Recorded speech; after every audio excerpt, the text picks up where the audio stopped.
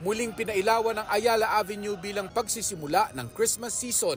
Hindi lang sa Makati, kundi para sa lahat ng napadaan dito ng Kapaskuhan.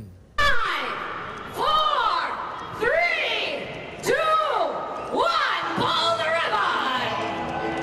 Shout out sa mga batang 90s dyan na may mga nostalgic Christmas memory sa Ayala. Isa si Juvie sa batang 90s, kapag nagpapailaw na ang Ayala Avenue, may parte raw ng childhood Christmas memory ni Juvie ang nabubuhay. Pero kasabay ng paalalang gagastos na naman siya dahil Pasko na. Kasi pupunta ka lang sa ninong-ninang mo.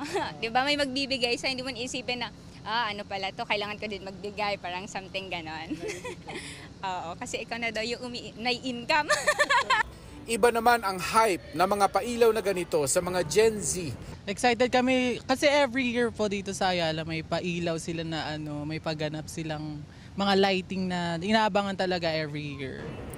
Iba't iba mang henerasyon, pareho rin daw ang kahulugan ng Kapaskuhan sa lahat. Let's sing Merry Christmas and a Happy Holiday.